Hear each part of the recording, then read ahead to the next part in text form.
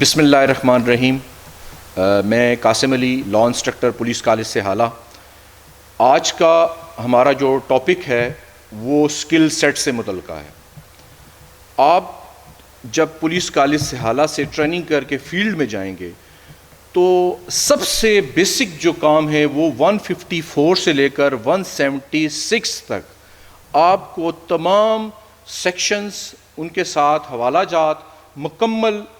یاد ہونے چاہیے تاکہ فیلڈ میں آپ کو کسی قسم کی پرابلم نہ ہو۔ آپ جب بھی فیلڈ میں ہوں گے اور آپ کو کوئی بھی اپلیکیشن ریسیو ہوگی یا کوئی بھی وقوع کی اطلاع ملے گی تو آپ سب سے پہلے کوئی بھی کوگنیبل آفینس کی صورت میں FIR کا اندراج کریں گے۔ آپ نے سنا ہوگا اس سے پہلے بھی کہ فرسٹ انفارمیشن رپورٹ کیا ہے۔ FIR کا اندراج ہمارا 154 CRPC ضابطہ فوجداری کے تحت ہمیں یہ اختیار حاصل ہے کہ جب بھی ہمیں کسی بھی کوگنیبل آفینس کی ہمیں کوئی اطلاع ملتی ہے تو ہم 154 کے تحت FIR کا اندراج کرتے ہیں۔ لیکن اس میں ایک بات بڑی سمجھنے والی ہے کہ جب ہمیں کوئی بھی ایسی اطلاع ملتی ہے جس میں ہمیں احتمال تو ہے کہ کوگنیبل آفینس ہے، لیکن ہم یہ بھی کہتے ہیں کہ یہ میں بھی فیبریکیٹڈ ہو، فیبریکیشن سے بنایا گیا ہو، یا پھر ہمیں وہاں موقع پہ جا کر جب ہم اشخاص سے وہاں کی شہادتیں اکٹھی کرتے ہیں تو ہمیں پتہ چلتا ہے کہ یہ نان کوگنیبل آفینس ہے، تو اس میں ہمیں دفعہ 155 اس چیز کا اختیار دیتا ہے کہ ہم اس کا رپٹ روزنامچہ میں درج کریں اور اس کی پھر تحقیق کریں۔ لیکن ایک بات اس میں ایک اور بھی ہے کہ اگر ہمارے پاس، اور اس کی رپورٹ ہم مجسٹریٹ کو بھی بھجوائیں گے، لیکن اگر ہمارے پاس کوئی ایسا کمپلینٹ آتا ہے جس کا کوئی شناختی کارڈ گم ہو گیا ہے یا کوئی ڈاکومنٹس اس سے گم ہو گیا ہے اور وہ تھانے میں آتا ہے، فرنٹ ڈیسک پہ اپلیکیشن دیتا ہے، تو ہم 155 کی ہی کارروائی کرتے ہوئے، کیونکہ وہ نان کوگنیبل آفینس ہے، ہم اس کی رپورٹ لکھ کر اس کے حوالے کریں گے۔ 154 اور 55 کا طریقہ کار جو ہے وہ یہ ہے کہ 154 میں ہم FIR درج کریں گے، 155 میں ہم اس کی نان کوگنیبل آفینس کی رپٹ درج کریں گے۔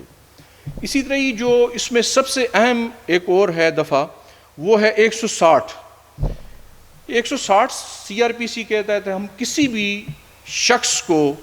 کسی بھی تفتیش کے لیے طلب کرتے ہیں، اس کو حکم نامہ طلبی کہتے ہیں۔ پراپر اس پہ فرنٹ ڈیسک سے ای ٹیگ لگتا ہے،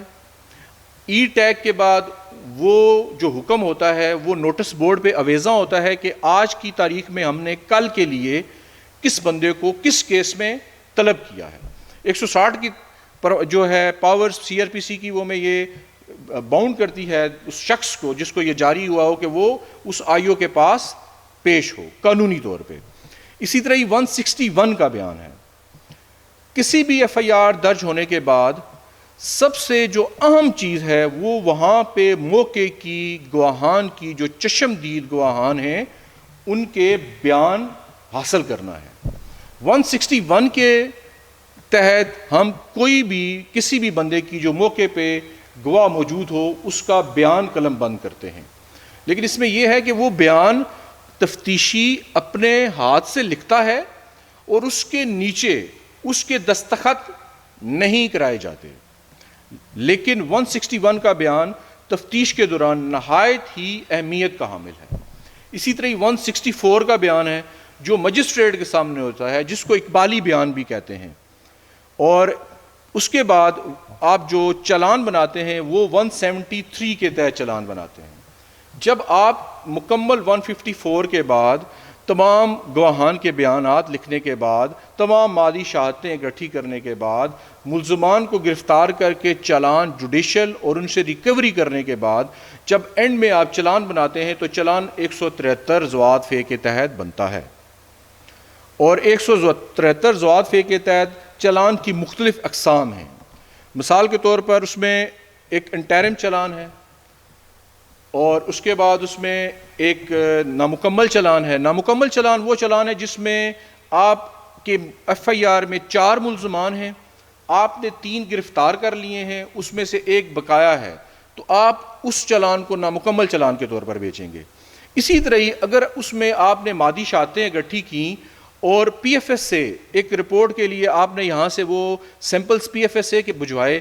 آپ کے ملزمان تو پورے ہو چکے ہیں، آپ کا چلان تو مکمل بن رہا ہے، لیکن پی ایف ایس سی کی رپورٹ بقایا ہے تو وہ نامکمل چلان ہی جائے گا۔ لیکن ابھی فرنٹ ڈیسک میں باقاعدہ ایک خانہ بنا دیا گیا ہے جس کو ہم مکمل چلان ہی تصور کریں گے، لیکن جب وہ پی ایف ایس سی کی رپورٹ آئے گی تو اس کے ساتھ ہم ایک تتمہ چلان بنا کر اس کو چلان مکمل تصور کیا جائے گا بعد میں۔